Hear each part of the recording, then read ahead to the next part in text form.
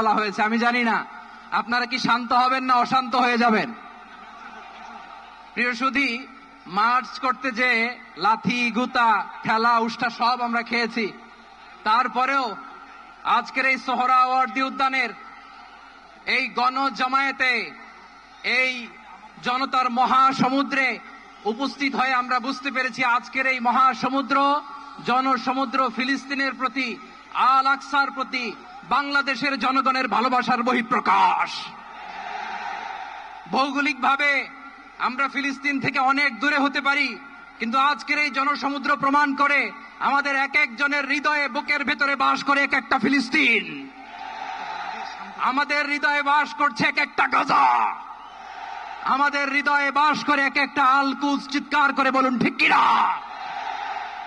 65% পর্যন্ত বিদ্যুৎ সাশ্রয়ী হাইসেন্স এসি, যার ফাস্ট কুলিং মোড দ্রুত ঘর ঠান্ডা করে। হাইসেন্স। আমরা আজকে সংহতি প্রকাশ করব আমাদের মুসলিম ভাইদের উদ্দেশ্যে। এক আওয়াজে আমাদের কণ্ঠকে উচ্চকিত করে অতিথি থেকে শুরু করে অডিয়েন্সের সবাই আল্লাহু আকবার ধ্বনি দিয়ে সোহরাওয়ার্দী উদ্যানের এই ময়দানকে আমরা কাঁপাতে রাজি আছি না নাই? নারায়ে তাকবীর, নারায়ে তাকবীর। দিন ইসলাম, দিন ইসলাম। ফিলিস্তিন, ফিলিস্তিন। আল কুদুস, আল কুদুস। ফিলিস্তিন, ফিলিস্তিন। আল কুদুস, আল কুদুস।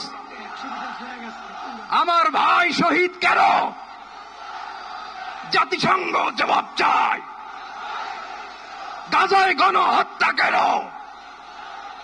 জাতিসংঘ জবাব চায়।